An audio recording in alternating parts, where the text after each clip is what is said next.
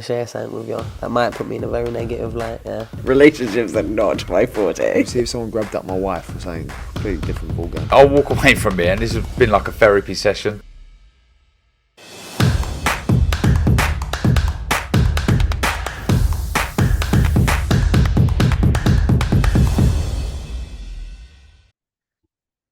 Andrew McCART, IFL TV, proudly sponsored by Everlast, and I'm delighted as always to be joined by Mr. Paul Smith.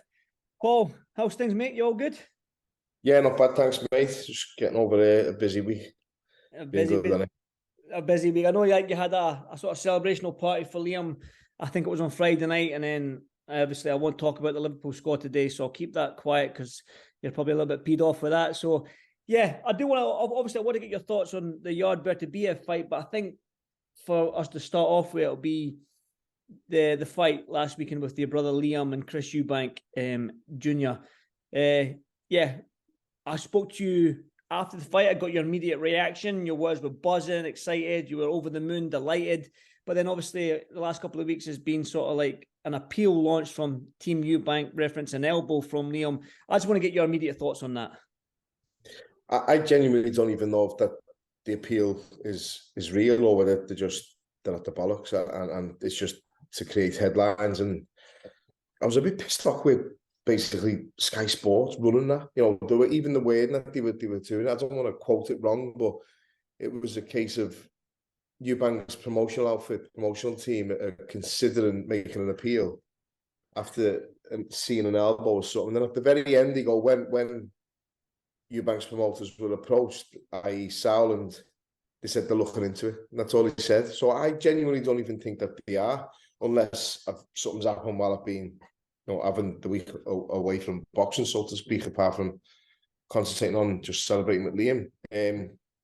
I don't think they'll appeal. They've got a leg to stand on, but at the end of the day, you know boxing yourself. I've been it with elbows, butts, low blows, accidental shots. If you have the choice to hit someone with a left hook that way or an elbow that way, you're going to choose the left hook every time. It certainly wasn't intended. People keep saying the bump on his eye came up from the elbow, and to me, it's again a load of rubbish. I don't think it did. I think it was the left hook to the head that did the elbow. If you want to start getting technical, and I'm not slagging Victor Loughlin, I really like Victor Loughlin. I think he's a top referee, one of the top referees that we have. Eubank touches down before the alleged elbow incident even happened. He touched down with his right hand. That's a knockdown. And if he hadn't gone down there, if it had been ruled a knockdown, he might have got knocked out bad, to be honest with you. People just can't fathom the fact that, in their opinion or in their eyes, a light middleweight is stepping up and wiping the floor with Chris Eubank and stopping him and getting him out of there in devastating fashion. Let's have it right. When big punches, and they are big punches like George Groves, Arthur Abraham and the likes, couldn't do it. And that just screams to me that is what I've said for a long, long time. You have a clue about boxing. Just because a big super middleweight is hitting someone and not dropping them a couple of years earlier on a different day, a different night, different circumstances, different, gloves, different arena, different place, it doesn't mean that he can't then go and knock him out of him with a perfect shot. Again, I keep seeing he's got a great chin. So they all until they go. And then once they go, they go. And again, that's boxing, that's common sense in boxing. People know just because you've got a great chin doesn't mean you can take shots clean. And the shot you don't see will stop you and knock you out. I can speak from experience myself. I've been stopped. I've had my legs like Eubank's the way they were. Felt all right. I wasn't. And I've been it well harder before. And I was it well harder after it.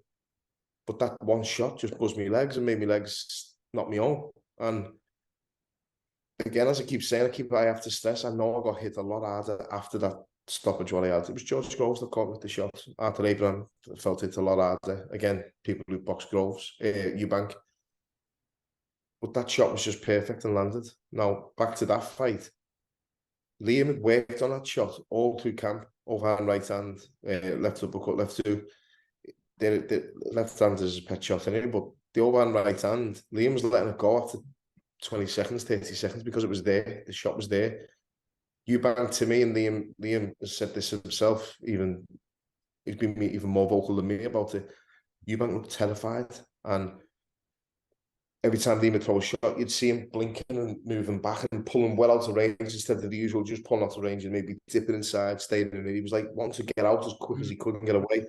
He looked scared, he looked fearful. I was in the dressing room watching Eubank get his hands wrapped, and I come into our dressing room. Probably an hour and a half it took to do 2 hands, and the hand wrapping was good. I didn't see any issue with it or any problems with it. I didn't say much in there apart from just to pull the tape back a little bit, because when he first had to put the first line out, it was a bit too close to the knuckles. That was it. You know, I could have been an arsehole and done a lot more and tried to get into Eubank's head or whatever, or annoy him a little bit because he's fighting my brother or my teammate or whatever, which one it might be at the time. That's what you do. You send a representative in.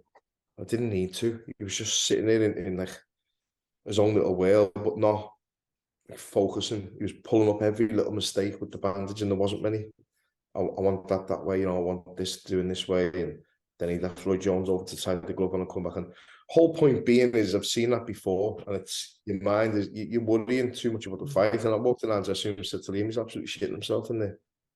And I think I'm a good judge of character, and I can read someone, especially in boxing. I've been involved in it for 30 years now.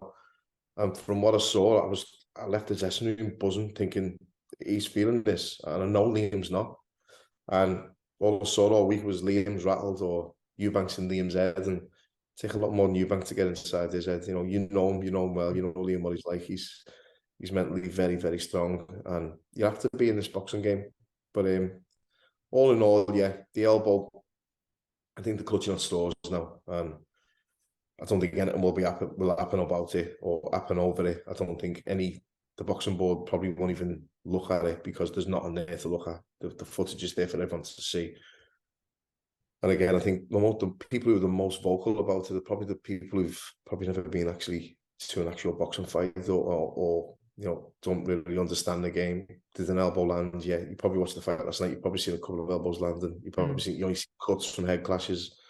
You're going to see all that in a good fight when the fight's getting tasty, so to speak, and the stars are gelling or the fighters come together. You're going to see little bits of not foul play because it's not. They're not meaning it. It just happens. You know, heads clash. I've had cuts off head clashes myself, elbows. It just happens. But the clutching at straws now, everyone, whether that be part of the team, the promotion, the fans or whoever else is claiming that like an elbow will have Eubank wouldn't have lost in that way if the elbow didn't land, you know.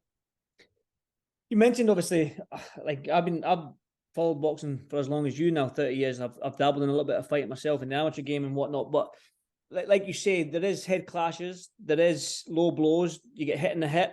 Even when you come out of a roll, the elbow's there and not on the top of your elbow, which is even probably worse at the top of your head there. So all these little things always happen in boxing. Now, I read somewhere, and a lot of people telling me, Andrew, do you think they're trying to sell the rematch and whatnot? Do you feel like that's the case?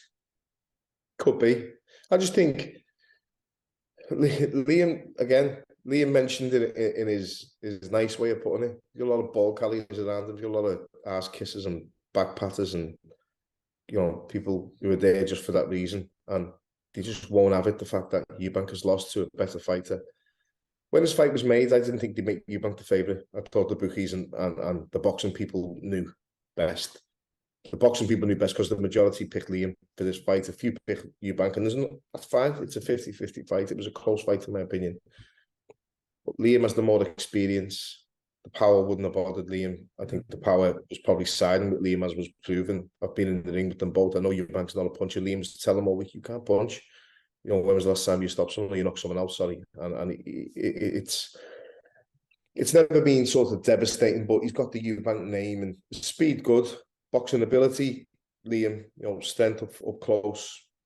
Eubank's got a shout on that. But for me and for people around him, a lot of people who knew the boxing, pundits alike as well, we thought probably Liam was the favourite, but Eubank being maybe the bigger man and maybe having that little bit of extra reach and if he gets his jab going, it'll be difficult. But we all thought Liam was probably the favourite, and I think there was no way that Eubank should have been a 2-1 on or something to win that fight, which got proven. But I think the general public, Joe public, not like, well, not even connoisseurs, you know, just proper boxing fans, you know, the boxing. you know, the Joe public who don't really know the boxing, who are watching, can't believe that Eubank's lost. And the people who think they know a bit about boxing, but as I say, you know, you get to find when you have one little bit of debate with them, the excuses and the reasons they come up with. They're dumbfounded by how this can happen because the stats don't lie, and he's been in with bigger men and all the fighters that he's fought. But facts are facts. It was there for everyone to see. There's no hiding place in that ring. You know, there must have been. Or every camera angle was covered on that night from what happened in a fight. The build-up was all covered. There was cameras following both fighters around and the teams around. There's no hiding place, basically. So what we all saw is what happened and what Liam said would happen. Seeing people saying the way we celebrated, it was a shock to us. It's like it wasn't a shock. It was just a bit of a shock that it happened that early because we expected Eubank being as tough as he was to probably last, you know, a bit longer than that before Liam started breaking him down, actually getting to him. But Eubank was throwing a lot of punches in the first 3 rounds, which he hasn't done for a while.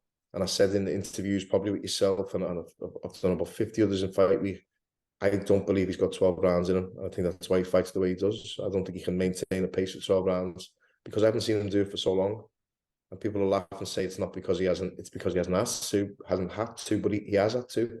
As Liam said again, he dropped Liam Williams 4 times and he's seen the final bell. You know, that's not happening if that's Liam. That's no disrespect to Liam Williams. He's a good fighter. Just I think something may have been up with him on the night, but you can't make excuses. And if you don't do it in the gym, going 12 rounds at a pace or working hard or sparring hard or fighting hard, then you're not going to do it on fight night. I don't care how talented you are or how much ability you've got or what trainer is in your corner. If you haven't put it in there in the gym, it's going to tell on fight night. And to do 12 rounds is something that Liam's been doing quite regularly and training for 12-round fights, and he pushes himself to the limit every time in the gym. He's put the work in, and I'm so glad it paid off for him. But no, a lot of excuses to answer your question, what I keep seeing, and you know, that there's not one yet which makes any sense to me, and it's all just people clutching at straws saying, you know, the elbow, or you know, Liam's a dirty fighter, or foul play, or this or that. You know, I've seen Eubank throw the head in a few times unintentionally because that's boxing. It happens. That's the way he fights. Neither fighter a dirty foul play fighters type of thing, and that happens in boxing. You're going to get the odd elbow or the odd. I've seen a lot with kids when they do that to make room for themselves to go down to the body, but your elbow's coming up in that movement, and the ref will usually say, you know, watch the elbow, but it doesn't really land. And the way that one lands, it wasn't going up or down. It was, he started to throw a left hook or maybe push him that way to get down to the body, and it's just landed. It's absolutely ridiculous that people are saying it could be intentional or that caused the damage to your bank side, which I think there's a nice slow-mo, the big left hook landing, or the uppercut, which takes his head right back, or the left hook. It's one of those two which you'll have done it. My opinion, I think it's probably the uppercut. Obviously, you've been around Liam this past week, and you know, as a fighter, sometimes adrenaline, you can't really celebrate or take in the sort of style of victory that you've done, that you've just had. But for Liam, it's been a week on, we're over a week. What's his mindset right now? Is he willing for the rematch? Is he wanting that world title shot? Is it Anfield? What's his sort of mindset right now? I don't know. I haven't seen him sober since the fight. No, I'm only kidding. No, I haven't spoken to him about it really. We've been on Callum's over in the States, so as long as he brought his PlayStation with him, we can get on Call of Duty, the 4 of us together again, and just tick over it and bide a bit of time at that. But I haven't really had a conversation with Liam about the fight, so to speak, apart from in the dressing room. And you know, the next day, I went and caught the last 10 minutes of his footy and watched him missing that pen. Yeah. So never got a chance to speak to him about it then. Then I bumped into him and my mum's and had a chat with him through the week over things. And we had the boss night Friday. We had a great night, a little party. Liam had a little party on the Friday, just like a little celebration. Not a party, just to get together. Everyone just went for it together in the one place, really. And it was nice celebrating. There was a nice cake, bit of food, and all his friends and a few members of the family there just having a drink with him. And then he was off out again. And I seen him last night. I bumped into him last night in one of the events that was in town. I left early, come home with a cup of tea, some toast, and left him and all his mates. You're getting old, Paul. You're getting old. I'm well past it, but he's enjoying it, and so he should. You know, he can't move at the moment in Liverpool the way it is, and people celebrating because them type of fights with that type of name, like you know, Chris Eubank Jr. It captures the the general public, apart from, you know, as well as just the hardcore boxing fans who love the boxing. That was like a fight where I have a lot of people talking, and the way that he did it, and the way that he won and got Eubank out today is exactly what he said he would and could do. You know, he's the real deal. And to Liam, he was the former world champion. He's the one who's been there and done it. He's the one who's fought the top names, the better caliber opponent. He's on a good run. He's, you know, everything that Eubank was saying that he wasn't. It was proven on the night. I just want to talk, I don't want to touch on it. You mentioned how fast you were celebrating and all that, but watching that sort of the stoppage back and that, you did move quick from that ringside position. You went through the ropes and you got over to Liam within 0.2 seconds, which is the fastest. It was just rapid, mate. You did launch yourself. Someone pointed that out, Andy, yeah. Someone pointed that out. I said, don't let the belly fool you. I can still move a bit, you know, still got a bit left. No, Liam and Callum, the lads laugh at me and say if I miss with the first shot, I'm knackered, but I'm all right still. I'm okay. But no, I just seen Victor Loughlin's hand wave it off. I knew the fight was waiting for completely. I'm in the ring celebrating with that. Look, it's me brother, and people have seen us all celebrating. I've seen a few people saying, "All right, you know, you don't have to keep saying how close you are," but you know, we're best mates as well as brothers. So they win, we win. That's how we've always looked at it. If I win, they win. If they win, I win. You know, and just knowing what it means to him, seeing how he was. And listen, people need to remember, I've sat there in dressing rooms taking Stephen's boots off, helping Liam with his boots off, Callum with his boots off after they've had losses. They've sat there with me doing it for mine. I said to Liam in the ring on that night, and I said to Callum, look at the corner. There was no one there. It was Roy Jones and the lad who wrapped his hands, Michael, who was a nice fella, Ronnie Davis, who's always going to be there with him. And all the people that were in the dressing room while I was in there watching his hands were nowhere to be seen. And no one around the ring, all the people that were in there. And again, I can only speak from experience, what I've experienced and what I know. I was in our dressing room and the pause inspector said, they're about to wrap, you need to go in there. I left our dressing room, buzzing, music on, full, people there laughing, friends only, you know, friends and team only, people popping in to say hello and everything else. While I was in their dressing room, you'd get the odd people. I'm not slagging Eubank for this. I'm saying about Liam, Tyson Fury was going in to see him. A couple of Liverpool players went to see Liam. When Eubank's dressing room, it was totally chalk and cheese. It was silent. It was quiet. It was the odd person would come in and laugh and joke, and I'm standing there, obviously, and it's my brother. He's fighting like, oh, fuck him up, Chris, and this and that, you know, take this and take this kid to school and all that, you know. And I'm standing there watching all, just keep quiet, trying to just be professional. I'm there to try and watch the hands and get my own sort of gauge on what's happening there. But the dressing room was as full as Liam's was before the fight, and after the fight, in the ring, you know, there's no one there, and I've seen it a few times. And it's a sad tale with boxing. You know, there's a lot of people there because they're being paid to be there, or there's a lot of people being there because it's Chris Eubank. But when the going gets tough and the times are hard, you know, you've got to still be with you then as well. You know, fair weather friends, isn't it? That's the old saying. And the dressing room after Liam's fight was unbelievable. You want the people that were in there and just celebrating happy you were there yourself, you know. And I didn't really like to see Eubank's dressing room after it, but we went round. Callum wanted the photo with Roy Jones. He was too shy and too quiet to ask. That's so Callum, you can come round. But no, I've experienced something like that before. I went in. I was very lucky enough to do it. I went in to watch Costa Zoo wrap his hands for Hatton and watch the gloves and that. So I had to go in to watch the hands and I had to go back to watch the gloves being put on. And all I could hear was Costa Zoo breathing through his nose. I couldn't hear anyone else. There wasn't a noise in it. There was no music. There was no nothing. And I walked out of that one silent, like a library. And then I walked, and as I got closer and closer to the door of Hatton's dressing room, you open it up, and then Oasis is blasting. I think there was a dog on a lead in the corner. There's everyone everywhere. There's people everywhere.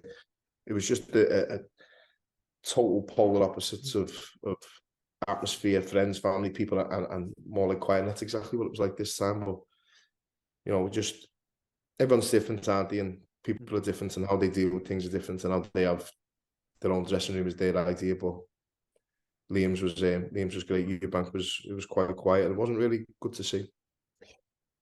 Just to change the subject quickly and do a quick segue here. You touched on Liam being out in the States. Callum, being out in the States here. He's obviously probably out with Buddy McCART there. that ties into my next sort of what I'm going to talk about here is did you watch the Beterbiev yard fight? Because there is an interest in that fight for your brother Callum. And before we touch on that, did you watch the fight last night? And what a great fight it was.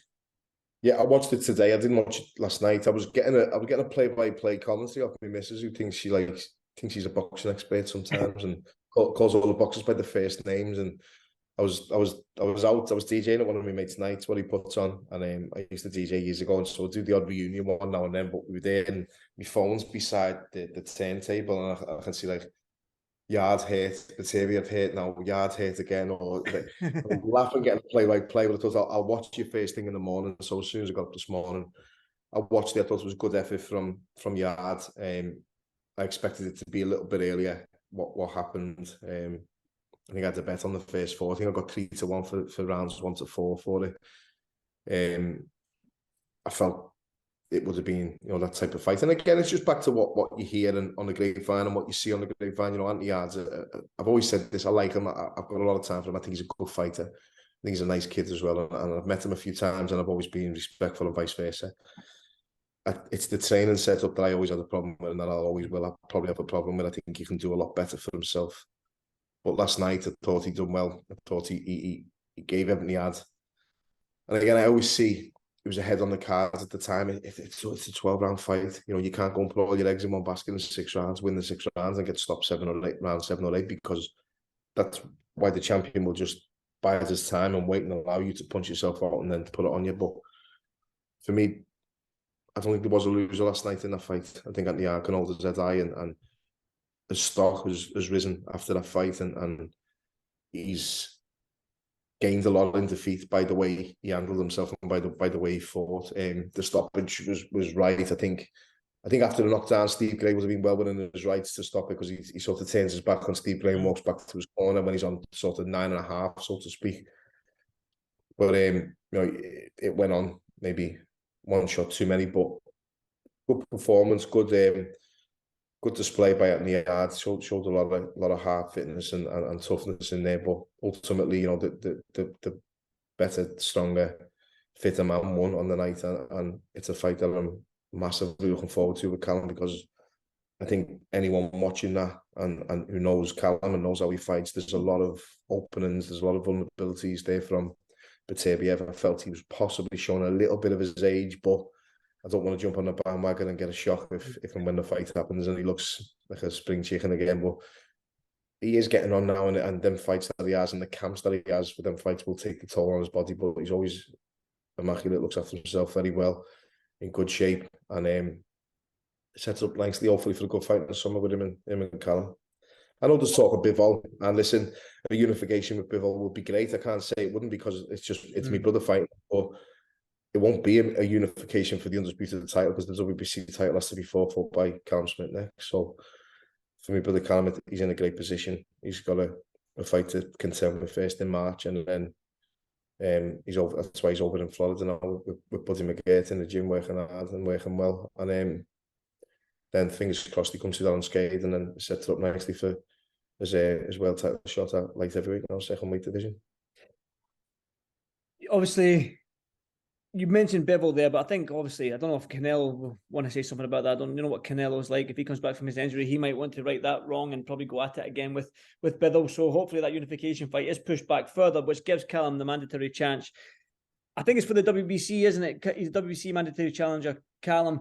Now, you mentioned there that obviously Beterbiev's getting on in age, and he has been getting clipped a little bit. He's been hurt a little bit in some fights. Yarde hurt him a couple of times in that fight. But do you think with the power that Callum is now carrying up at light heavyweight, that if he touches Beterbiev, that he could either put him down or put him away?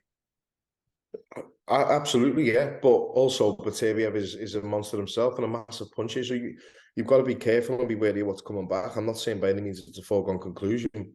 I'm backing my brother, and to be honest with you, I'm never going to do an interview where I say I think my brother's going to lose. I always back him. I always fancy them, but I do look at it from what I see day in, day out, as I've always said. And it's a great chance for Callum he's a great opponent for Callum to look good against, albeit he's 19 wins, 19 knockouts, never gone the distance, and is a devastating puncher and a very capable boxer as well. People forget like what he can do apart from just being a puncher. You know, he's a good boxer. He controls the ring well. But stars make fights, and I see a lot that Callum can expose with Bivol, with Beterbiev as opposed to Bivol. And listen, Bivol's got things that can be exposed as well, but no one's yet to do that in the pro game. Bivol and Callum actually boxed in the amateurs. I think Bivol won on points in the amateurs when they boxed, when Callum had just turned senior. So you know, he's mixed in that class, so to speak, as an amateur as well as a professional now. And it's a great fight, Bivol and Beterbiev, but it's also a brilliant fight. Callum and Beterbiev, I think last night, I think if you thought that was probably violent or a bit brutal, I think you're probably going to get more of the same with Callum Smith and Beterbiev also, because Callum's power is definitely carried up. You know, yards maybe spoken about, but I think I'm a massive backer of Callum Smith's power, and the knockouts you'll see and you have seen in the past from Callum have been devastating. He's a huge puncher. Well, obviously, exciting times. Obviously, you mentioned there that Callum's got a fight to get through on 11th of March first, though. I mean, we don't know who the opponent is yet, but I mean, we've seen banana skins happen before in boxing, so he's got this thing. He's got the 11th of March to concentrate on, and then hopefully Beterbiev, like you said, in the summer. But again, right now, for obviously your two younger brothers and Liam and Callum, I mean, looking ahead into the summer and the end of 2023, it seems like there's nothing but big fights for them leading into this year. Are you a little bit jealous that you're not still fighting, that you can get onto this, maybe an Anfield card with them? Because I keep bringing this up, man, because I know how much the Anfield meant to you and all this sort of stuff. But do you feel any sort of like, damn it, man, if I was only 5 years younger? You know, if you'd have asked me that probably 3 years ago, I'd have said yeah. And it's not the time; it's just the frame of mind and the state of mind that you're in. I've accepted it all now, and I'm past it all. But listen, I'm 40. Could I still box? Yeah, absolutely. But do I want to? No. But if it's a case of making all four of us to fight at Anfield, and Stephen was up for it, someone else was, I'm either going to get in and fight someone with a world title belt or someone who's a champion or something. It's just it would be like an exhibition for me, because that's all it could be really.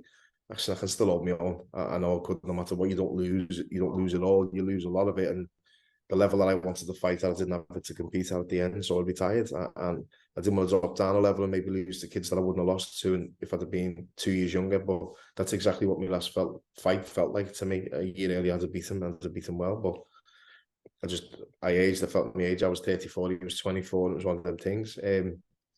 But never say never.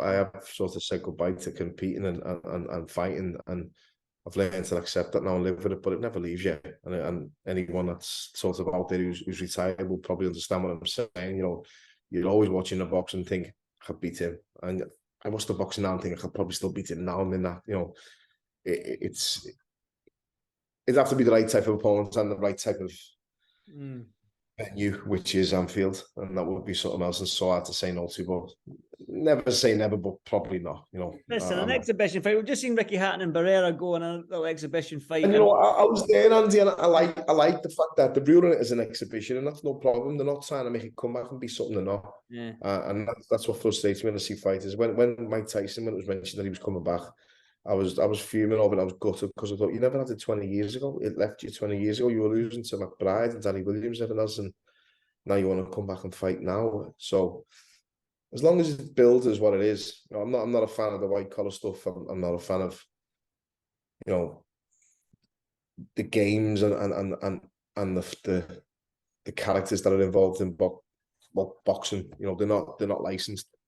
If you're good enough to get a pro license, get in the ring and do it, you know, and have a go. I remember Freddie Flintoff got a pro license. You know, it wasn't the best spectacle, so to speak, but it was something that'll live with him for the rest of his life. And if he wants to do it and go for it that way, then good on them. I keep seeing about these YouTubers. If I was to start a YouTube channel now, a bit like the one you're on, and start making all kinds of money, people will pat me on the back and say, well done for being, you know, intuitive or using your initiative and going for it. That's all they're doing, but it's the opposite way around. They're exploiting the market. They're joining into boxing. They're not licensed, but they're boxing. They're earning a few bob. They're entertaining everyone. They're entertaining themselves. They're bringing a new fan base into the sport.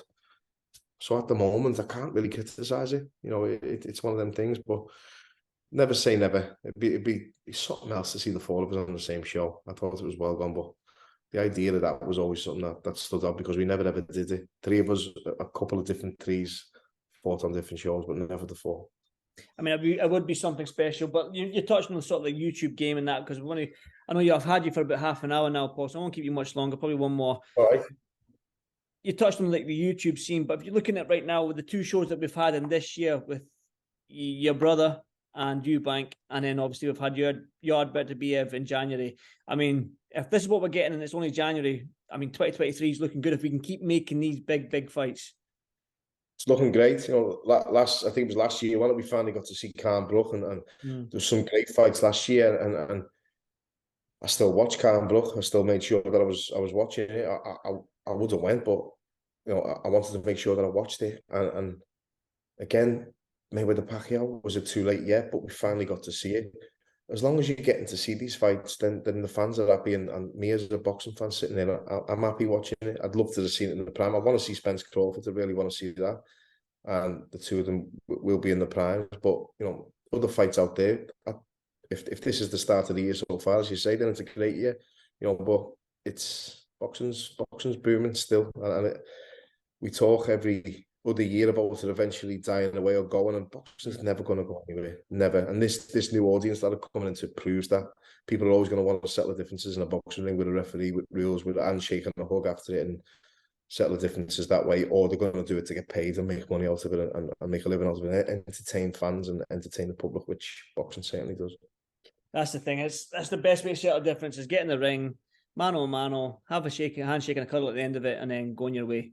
Done. But Paul, like I say, it's been an absolute pleasure to speak to you again. I'll be down in Liverpool on the 11th of March, so I'll see you, no doubt, fight week for Callum's fight on the 11th of March. So it's going to be another exciting fight week. I'm looking forward to it. But if you're ever struggling for an opponent in an exhibition, give me 500 quid and I'll do it against you, mate. I was going to ask you to train me. I've seen you on the pads. You're looking good. I'll train you. Even though I'd rather train you than fight you, so I'll train you. Aye. Okay, so right, Paul, listen, thanks very much, mate. Enjoy your evening. I'll speak to you soon. Andy. Take care, mate. Cheers, Paul. All the best.